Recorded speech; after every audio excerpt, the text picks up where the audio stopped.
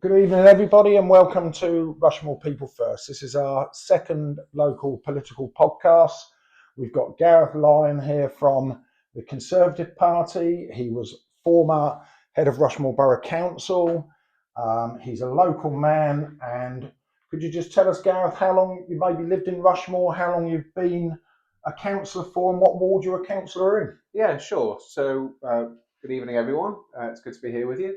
My name's Gareth Lyon. I am a councillor for West Heath Ward, which is effectively when you cross over under the railway bridge, Union Street in Farnborough. A lot of the stuff on that side around sort of the Thatched Cottage and the Snow Goose. Proud to represent that area, along with Adi Adiola, the other Conservative councillor for that area.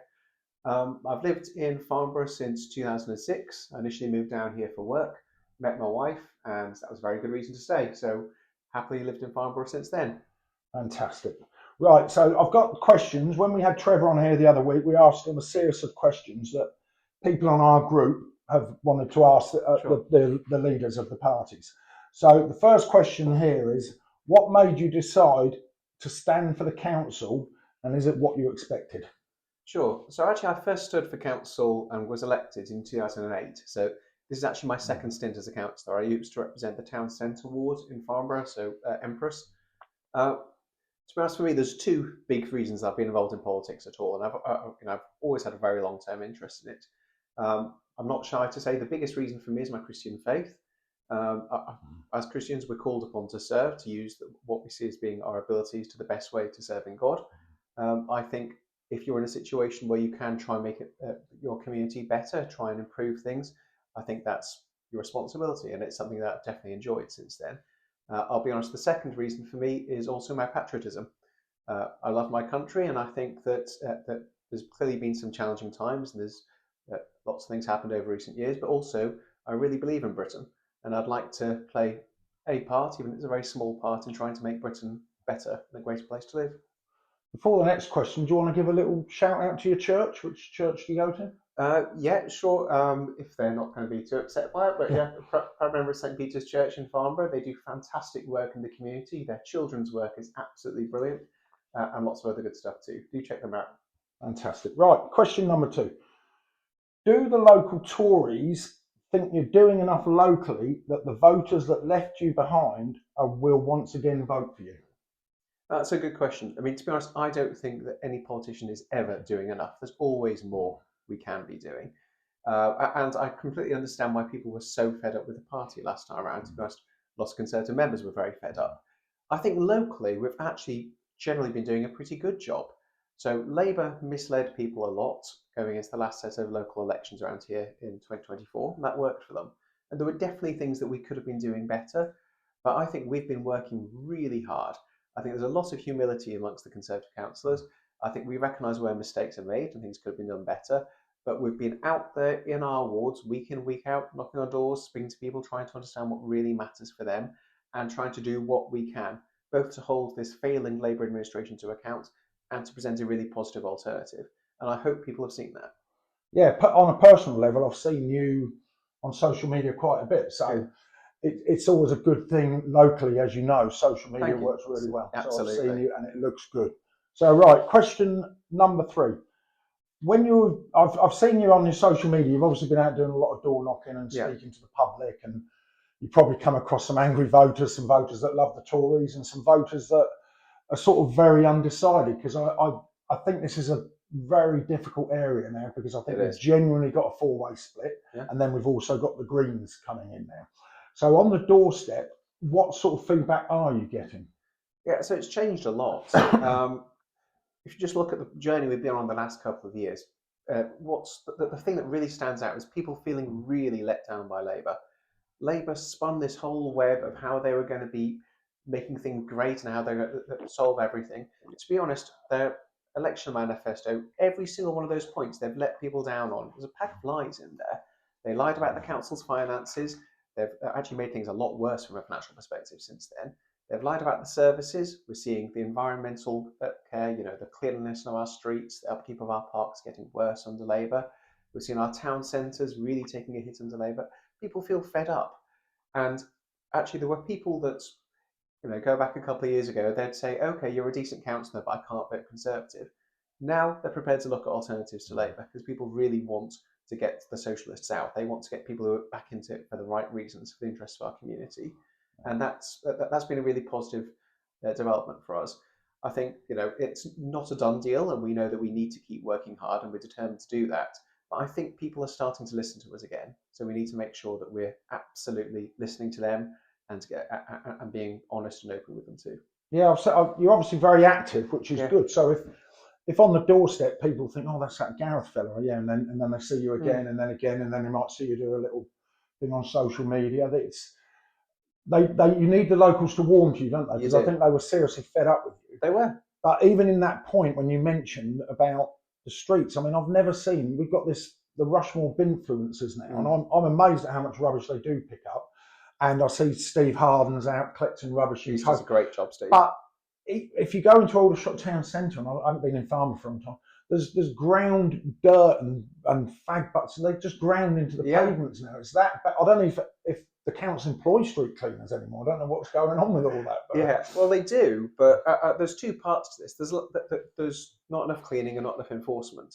The second part of that, this is genuinely astonishing. I've raised this repeatedly with a cabinet member at Rushmoor. Now, if you go back a few years, there was a scheme that we had going when Maurice Sheehan was in charge of the environmental services portfolio at Rushmoor. We introduced a scheme for on the spot fines for people who were littering, and there was dog mess and such like, and it really worked. We had an external team from East Hampshire coming in, and they were actually generating so much money from that because it more than paid for themselves, and that meant that people stopped doing it. And I've asked for Rushmoor to start enforcing against clear littering like this again. The cabinet member says no, they're not going to do it because when they introduce enforcement, people complain about it. Well, of course they complain if they're being fined because they shouldn't be doing it. And Labour's approaching this and said, oh, we'll educate them. Now, I just think this is the same centre-left rubbish you get time and time again, everything in enforcement. They don't need education. They know what they're doing is wrong, but they don't care. They think they can get away with it. And it gets worse and worse and worse. And with the street cleaning, again, we've suggested loads of ways that this could be improved. But they keep on just trying to take advantage of community groups. I mean, as you say, Steve Harden does a lot. Cobrook Greenway in my own ward do fantastic work. And they just seem to say, okay, well, a few goodwill citizens will go out and clear things up. It's not what people are paying their council tax for. People expect clean streets. Oh, yeah, no, without doubt. It's an absolute disgrace now. It is. Everywhere. I mean, not just in Rushmoor, everywhere you go. It's getting worse. Litter and rubbish and fly tipping, and something needs to be done about it. So, and I genuinely think people think if the places are looking tidy, the public will keep it tidier, won't they? Absolutely, but also has loads of other effects. So they found this in America, in New York in the 1990s. It's called broken windows policing. They found out that if you allow an area to go to rack and ruin, you leave the graffiti up there, you leave the broken windows, you leave the mess, suddenly crime moves in. People think they can get away with it more and more, and you get the antisocial behaviour and you get the crime. Whereas if you clean it up, suddenly all that stuff goes away. People realise it's an area where people have standards and they respect their community, take a pride in it.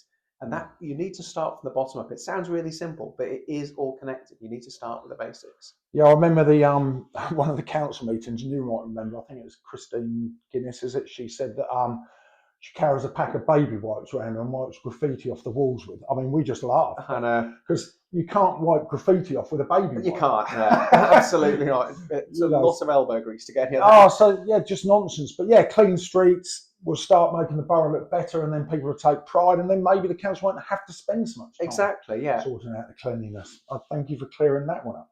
Right, number 4. Actually, this is probably part of that, but many locals in Rushmoor feel very let down by National Labour and local Labour. Yeah. Reform told us that you had met, but nationally they won't form pacts. So maybe, especially in a Tory area, which I consider Rushmoor to be a Conservative area, could this possibly let Labour through the back door with a minority vote over the two right of centre parties? What do you feel on that? Yeah, I understand that. I mean, I think there are some important differences between Conservatives and Reform, but I think what people want to see most of all is Labour not getting back in. They want to see Labour not in control of the council. And, we know that just mathematically the Conservatives are the best bet for doing that in most areas. But you're right, people are asking, why do we seem to be putting party politics first? Yeah. I think there is an opportunity here for reform. There are seats that are Labour held now that they're actually probably in a really good place to take off Labour.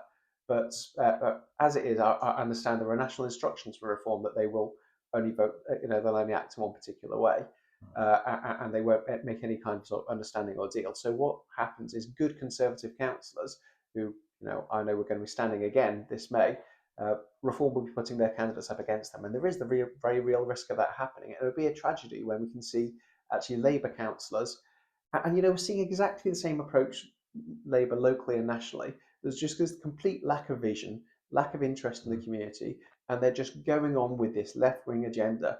And we all need to put the interest of the public first and decide what we can do to stop that happening. It's almost like the Labour candidates I've seen. I'm looking at them and thinking, where are actually English Rushmoor born candidates?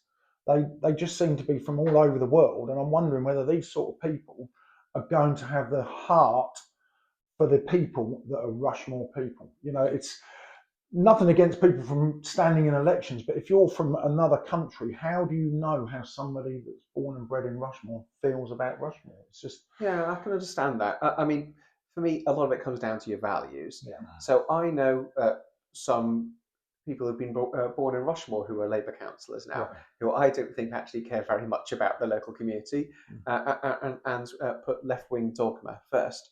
But I also know that in the past there's been a couple of Conservative candidates and councillors who are actually born in Nepal. Yeah. But we're very clear as a party, we don't pander to people and we don't try and sort of tick boxes. If you're going to stand for us, you need to absolutely sign up to a set of British values, things about sort of fair play, no favouritism, patriotism, pro small business, pro our community. And I think sometimes when you're an outsider, you come into that area and you really, really choose to take that area's values on, you can take them on and you can actually become a really big advocate for it.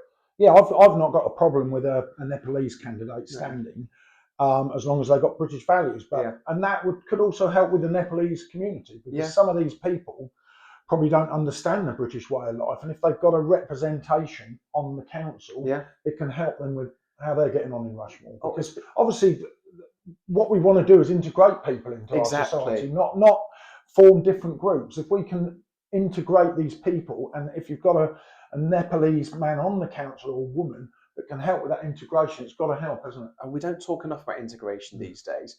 Labour like to say, okay, you'll be that group over here, you'll be that group over there, we'll treat you all differently. I don't think that's the right way. I think actually we should be proud of Britain's values and Britain's traditions and say that this is the core and this is what you need to integrate into.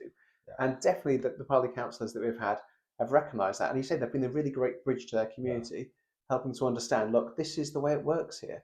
And this is what you need to sign up to. You don't do this just to get some kind of handout, which is, I know what we've seen from the Labour Party saying, we'll get you special deals. We've never said that. We've always said that this is the deal for everyone. And if you can advocate for that and represent everyone, because if you're a Nepali councillor, you're not there to represent just the Nepali community, you're there to represent all your residents.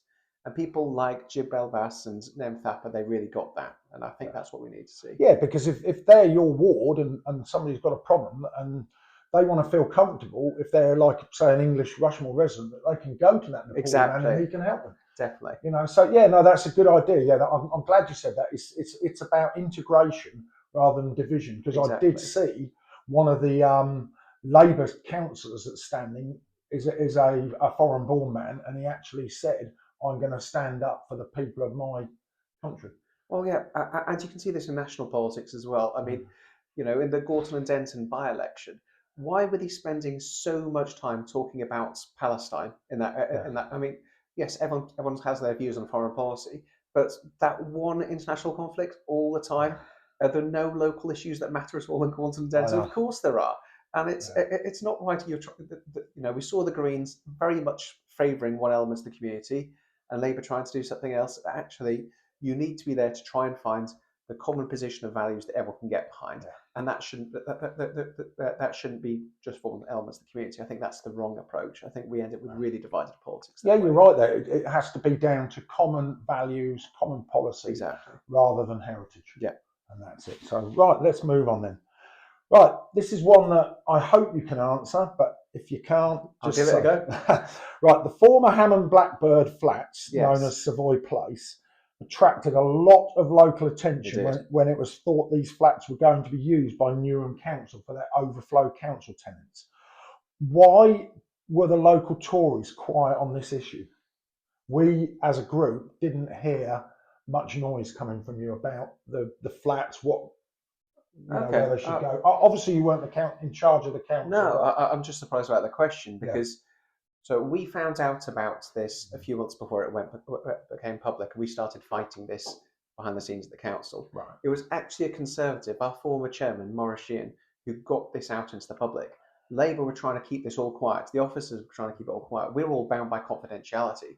Maurice at this point was an ex-councillor. He had his own sources, so he whistle-blew on this and he went straight to GB News. That was why it got into the public domain, because the Conservative chairman, an ex-councillor, decided people needed to know about it. So we took the lead on this issue. And then in the months after that, I got all of the Conservative councillors together in Rushmoor. We wrote an open letter to our MP, the Prime Minister, and the council leader. And we said, this is not the right thing for our community, not the right thing for our area. Actually, it's not even the right thing for the people from Newham. So again, we were leading on this issue. Now, at that point, a Labour councillor put in a vexatious complaint through the standard system at Rushmoor. And they said that because we were objecting to the overcrowding and objecting to the poor conditions, that there was some allegation of racism there, which is astonishing. There was no mention of race anywhere, and there was nothing even close to it.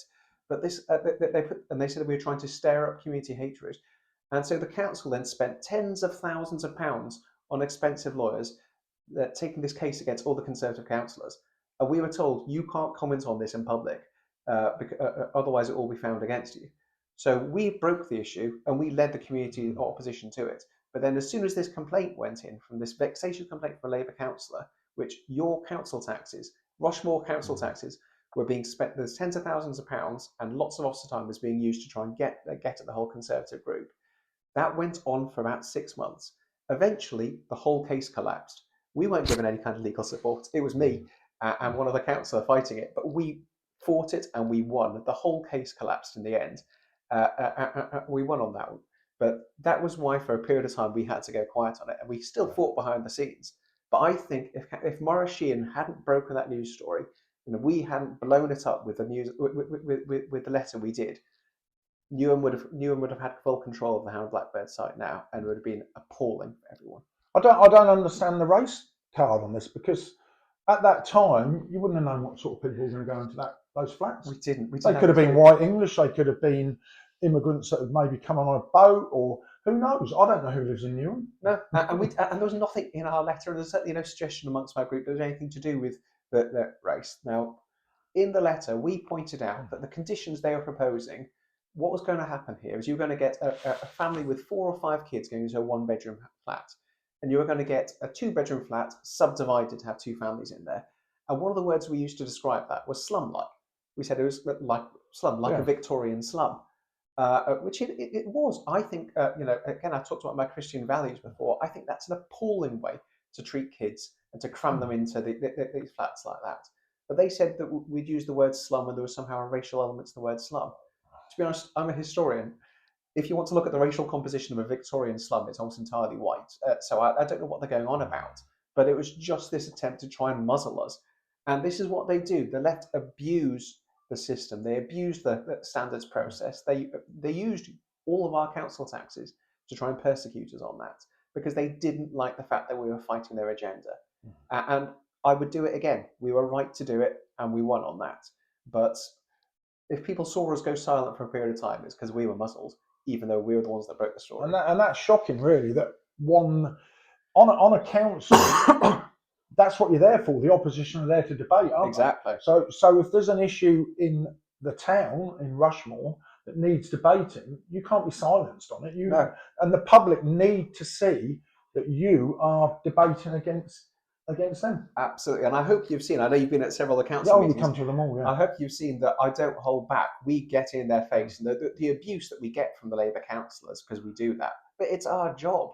It's our job to hold them to account. And we certainly don't see that from the Liberal Democrats or Rushmoor Independents. They just follow along like lapdogs. So we say, well, actually, the reviews here you're not going to hear unless the Conservatives stand up and make them. And we see it as both our right and our duty as councillors to do it. Yeah, and likewise, if you're leading the council and say Reform are there and Labour, I hope they hold you to account. Yeah. Because everybody in every walk of life needs to be held to account. Absolutely. So if you're in charge, you need to be held to account, and that's the idea of debate and cross-party politics, isn't it? Which we were talking about free speech before. This is why I'm so much in favour of free speech, because good ideas deserve to be challenged. Good ideas get better if they're challenged and exposed to scrutiny. But Labour seem to be allergic to scrutiny, allergic to accountability, allergic to free speech, and that's just against everything I believe in politics. Oh, without doubt. I mean, there's a massive difference to free speech and then insulting somebody. But if you've genuinely brought a question up that you know is massively going to affect locals, they shouldn't be taking out injunctions. Just make you quiet. You should welcome it. Yeah, welcome it. And then at the end of the day, they can say we've had this debate and we're pushing it through. Yeah, we didn't accept what the other party said, and that's how it should be. Absolutely. And then people can grumble, and if they don't like it, then they vote them out at the next thing. But exactly. Stand on your record, stand on the facts, and be honest and open. But that's wasted money, isn't it? When money's tight. Yes, absolutely. Wasted. I don't know how much it was, but that's obviously wasted. It was tens of thousands of pounds and a lot of senior officer time. Yeah, that could have been wisely spent. Absolutely, yeah. Right. So the next question is, what is your opinion on Labour councillors going independent, and now we have a Green councillor, but they are still voting with Labour? So in my eyes, they're not really independent. I was going to ask you, have they gone independent? Well, look, they refuse. I mean, again, there was a stunning degree of arrogance from those councillors. When they went independent, they said, we're going independent, we're not going to tell you why.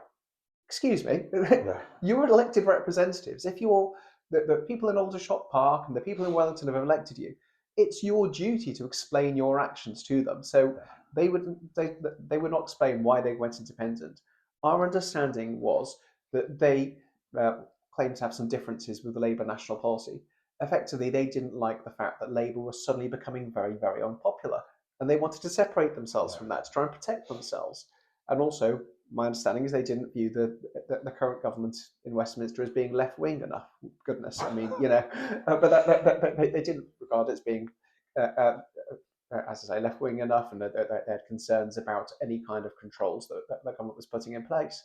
So they went independent, and they thought this is a great way of trying to protect themselves. Of course, we're seeing one of them jump to Greens now because she's seen that as the best option for her own career. But I think you've got to have integrity with people. I think when you make a decision, you should explain yourself, and then you should stand by it. And we've seen them voting with Labour. So you might, if you vote Rushmoor Independent, you get Labour. I know it seems that, and now the Green Party. I mean, all my life growing up, the people that have supported Green Party, be someone like my mother, really, that they were massively interested in the local environment. That might be some sort of rare butterfly in your town, and they all got behind it. So they genuinely campaigned on green issues. Yeah. But that's got that any diverse policy now, the Green Party wants to be campaigning on it. Well, yes, and again, we've talked about Palestine and the Middle East. I don't know why that's such a central thing for the Greens, and that there's the whole trans area, which seems to be so important for that as a party. But almost the last thing that Jules Crossley did before joining the Green Party was to vote against a Conservative budget amendment at one of the recent council meetings, which would have put more money into local environmental improvements. So you can see that these people aren't doing it necessarily for the Green interests. There seems to effectively the Green Party now has become the far left of British politics. Oh, it's yeah, concerning without to see doubt. the rise. It's probably far more left than Stalin. And that's actually incredibly worrying for people. Because somebody like Jules Crossley, I don't know her. She's obviously banned us all on her social media, so I can't see anything she does. But I don't know how she connects with her public. If she's connected well with them, they might just vote her back in as a Green councillor in Aldershot Park, I think it is. And then they're going to get all this nonsense that comes with the Green Party nowadays. Yeah, that's interesting. I mean, I've spent a lot of time canvassing in Aldershot Park. I know the area. I take my kids to the pool there sometimes. Actually, from what I know, the people of Aldershot Park, their values really don't seem to match up to Jules Crossley. I think there are some people that got elected as Labour councillors because the Conservatives were extremely unpopular. If they think that their public are going to go along with them on this leftward journey, I think they've got a big surprise coming.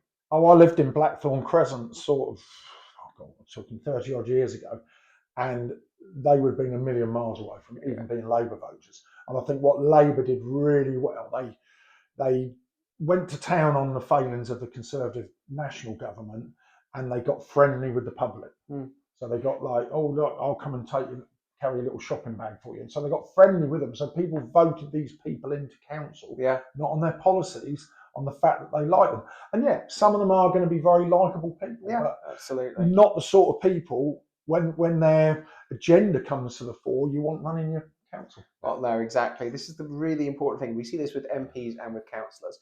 Yes, you want someone who's going to be conscientious and out there in the ward, but also you want someone who, push comes to shove, they share your beliefs and values. When that key vote comes up, they know, you can know they'll be in your corner. And I think there's a lot of questions over a lot of Labour people that way. Right, where are we now? Do you believe the Conservative Party nationally can rise again from the level it's at now? Yes, absolutely. I think in Kemi Badenoch, we've got a fantastic leader who really, really gets it. I think she gets where we went wrong, and we did go wrong, particularly under Rishi Sunak in the last government.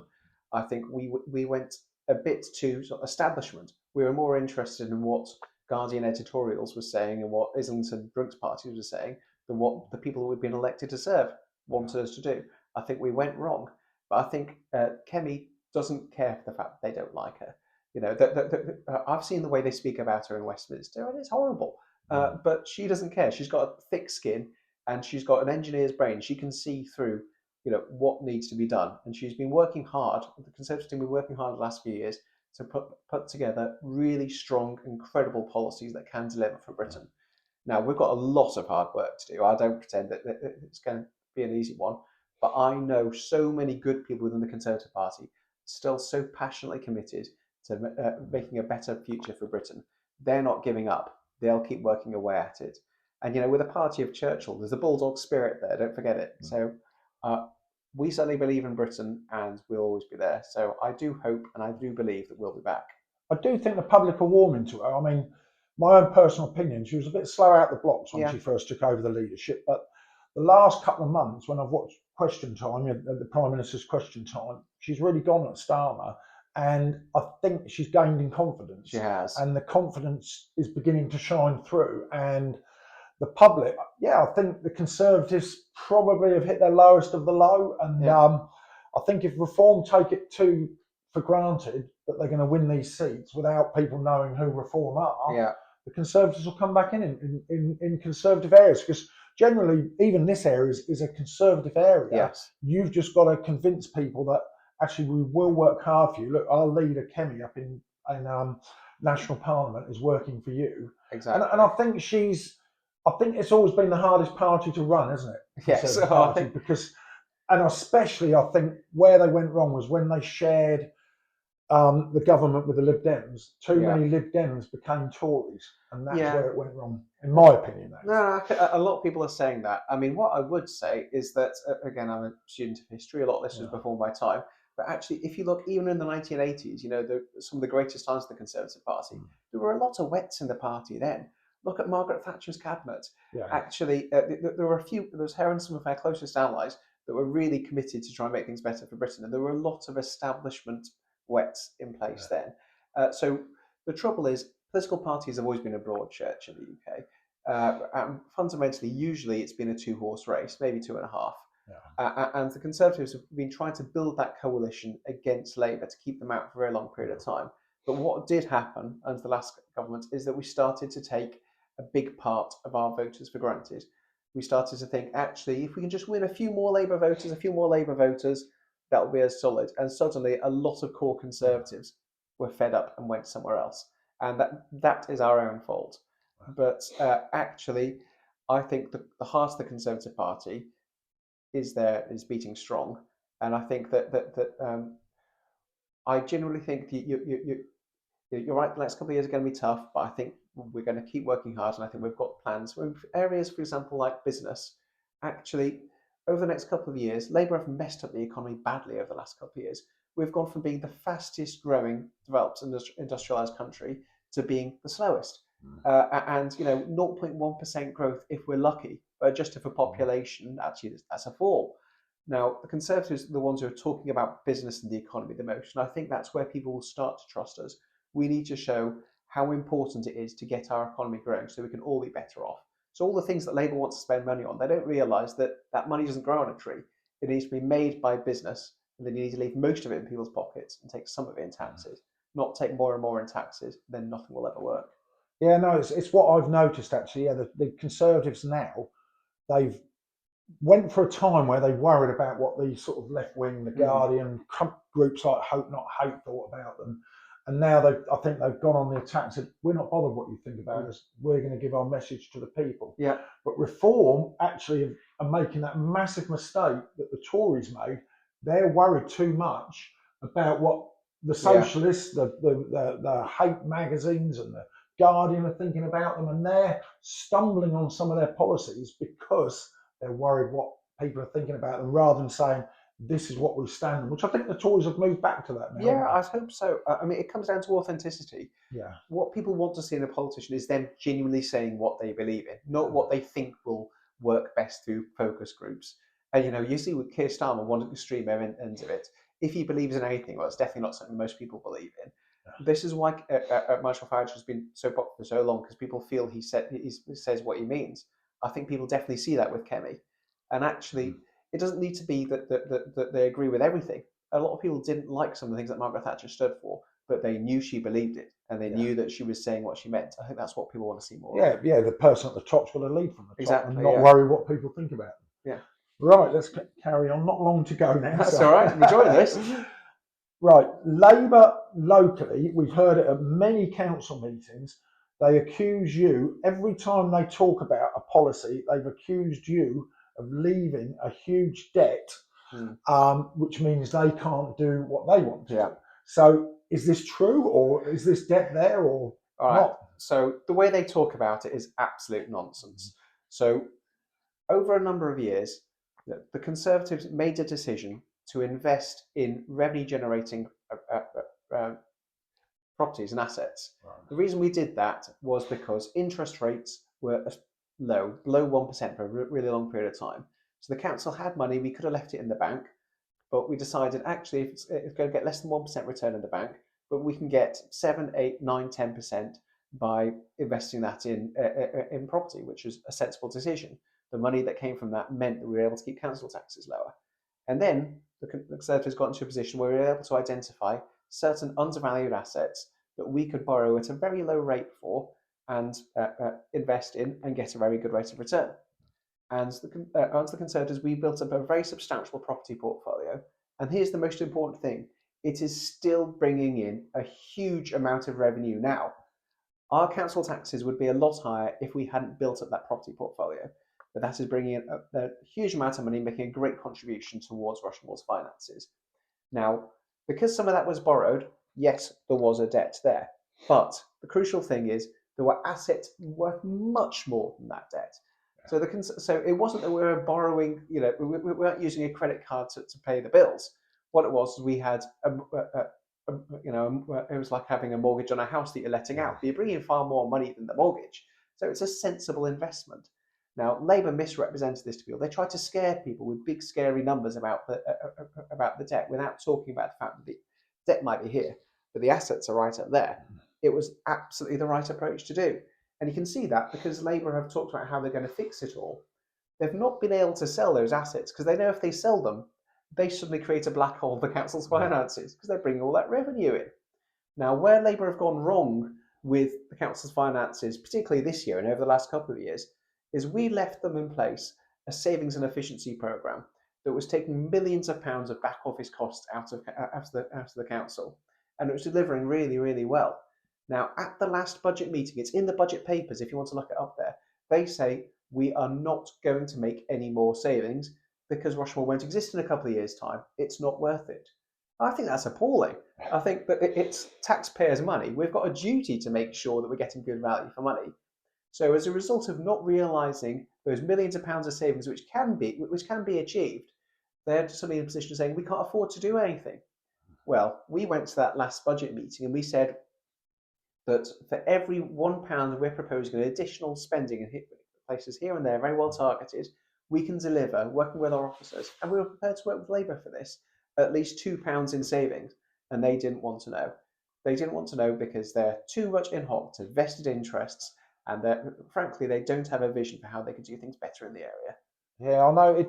In some respects, I know it's party politics, but it would be fantastic if a new council came in and they could even just sit down with the old council and say, you know, maybe it's gone wrong. We've got voted in, but what are the good points and what have you done and what do you think we could move forward for the people of Rushmoor as a council? But I know it's never going to happen because it's just.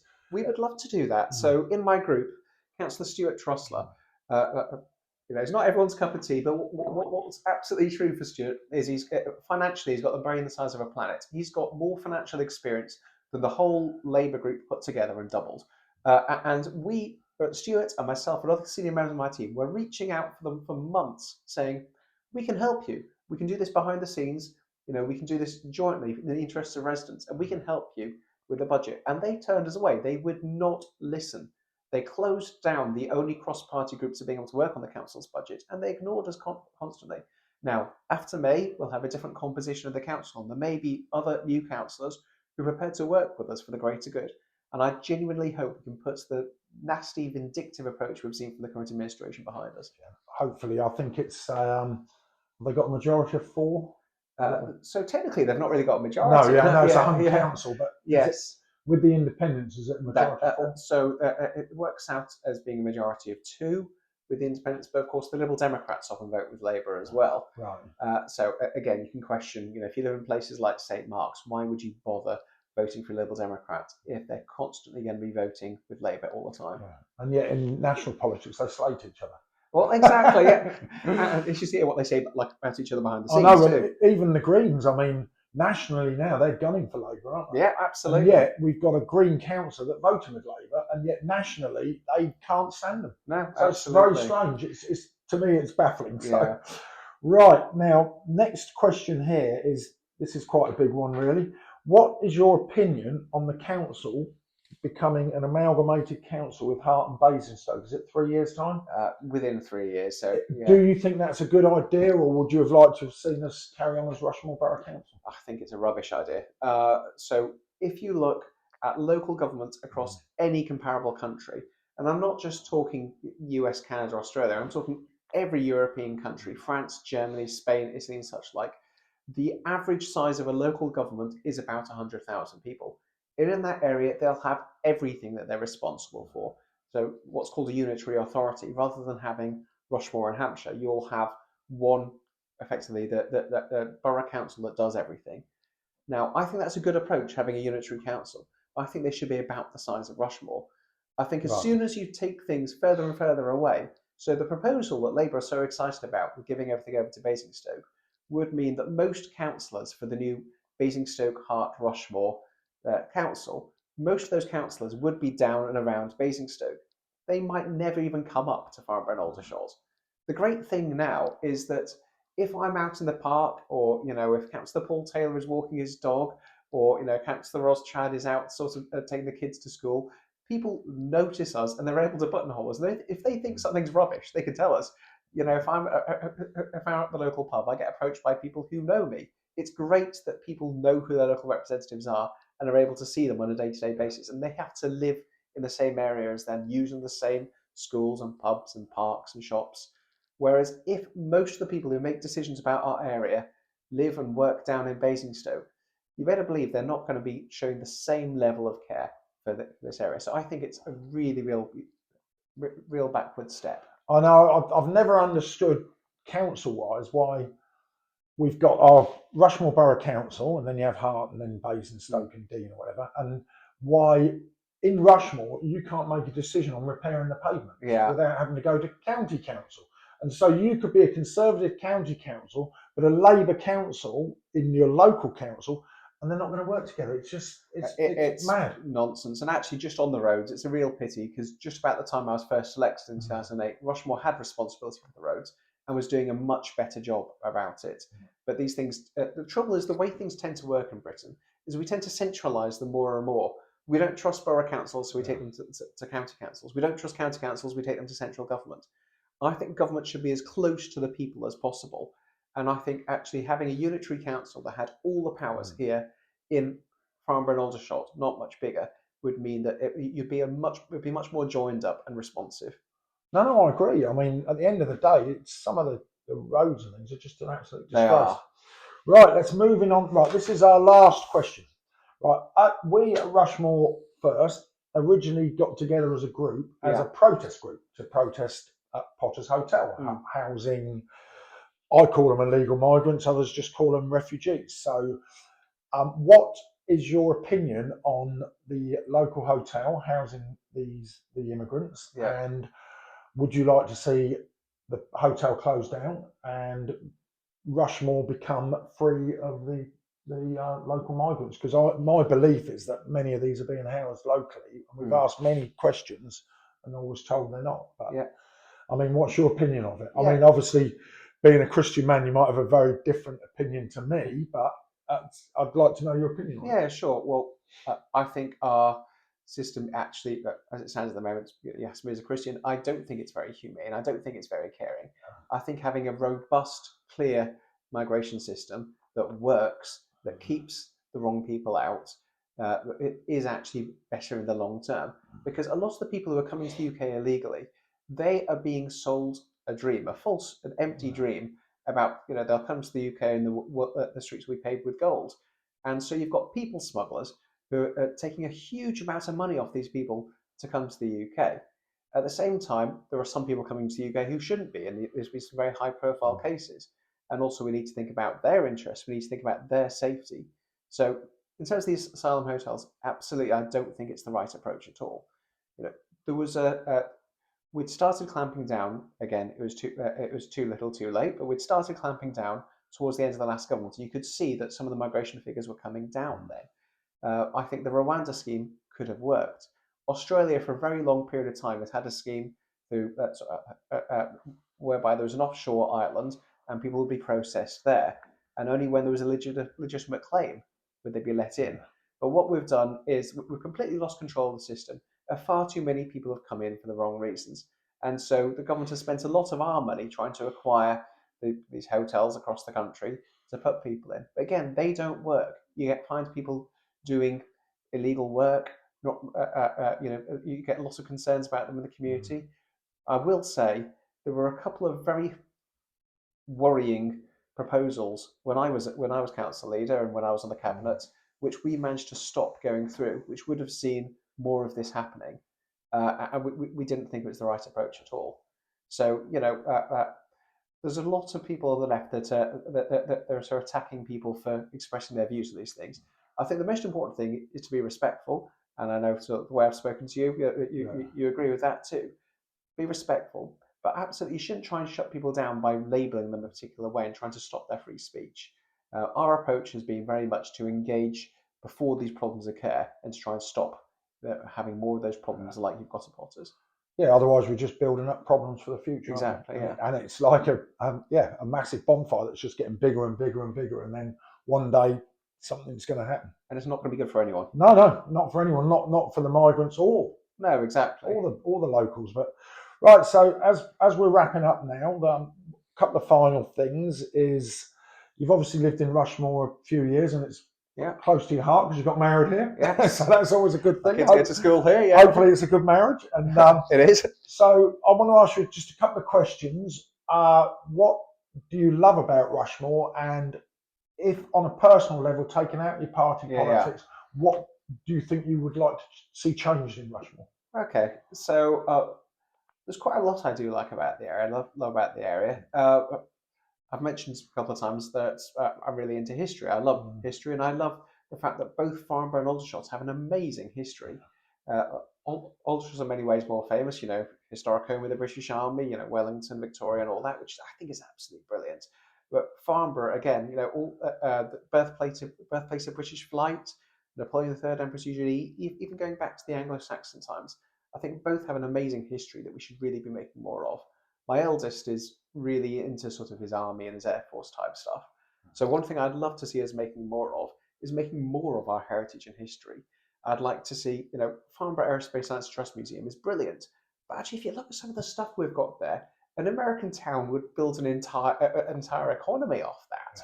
We should be making far more of this. I think when you walk through Farnborough and Aldershot, you should get a sense of place. You should get a sense that I am in the home of the British Army. I'm in the home of British flight. And there should be so much that would draw you in and make you excited about going to those town centres. And I think it can be done. I think there are businesses that would love to work with us to do this. And I've come across to be very optimistic throughout all of this. I'm still very, very optimistic that we can make both of our towns amazing places to raise a family. Yeah, because I mean, my parents lived in Normandy in France, and they made a massive effort in Normandy. And if everyone's been there, they've probably seen a fantastic museum celebrating the liberation. Yeah, the liberators, us and the Americans, and thousands of people go there every year. And I've been to see the museums and Aramash. We went there a couple of years ago. It's great. And when my kids were young, I'd say everybody should go. Yeah. So here in Rushmoor, we could even have an international museum that people from all over the world came to. We could have the whole of the British Army history. I think the land was given by Queen Victoria, wasn't it? It was, yes. For the British Army. So we could have we could just have the biggest museum you could have in Britain. Absolutely. In this town. There's somewhere to put it. We would generate so much wealth to the area that we've lost we're losing opportunities. We really are. Should be there, aren't we? I know, yeah. We really, and I've used the word vision before. Yeah. We need to have that big optimistic vision. I mean, my predecessor as council leader, David Clifford, the reason he was so keen about regenerating Aldershot Town Centre is that he loves the town and wanted to make it build it up. I think we need to be aiming really high for our towns. I agree. Yeah, the home of the aviation, the home of the British Army. There's nowhere else in Britain that's called the home of the British Army. No. We're the home of the British Army, but we've got one little museum up the road that hardly anyone's ever been to. It's a good museum though, so yeah. But we can make so much more. We could have a massive scene that almost like a theme park. We could, exactly. That you spend a day's experience there. Absolutely. And the money and the jobs and the wealth it would generate. And all people seem to worry about is trying to generate jobs in coffee shops and things like that, whereas we should be thinking, actually, we're here, but we need to be exactly, yeah. And then generating the good jobs that we'd all like our kids to go on and do at some point. There's nowhere I've been in the world, and when they say, where do you live? Even though I live just outside of Rushmoor now, I always say, I live in Aldershot. Everybody knows Aldershot. So that needs to be pushed forward. But anyway, I hope the people have enjoyed it. Fantastic for coming on at short notice. Hopefully things go well in the election for you. Hard work's often rewarded, so let's see if the hard work's rewarded. I know what your aim is. I've got to be sort of non-political. Of course you do. Thanks for your time. I know what your aim is. But look, thank you very much for coming on. Thank you. Thank you very much. There you go.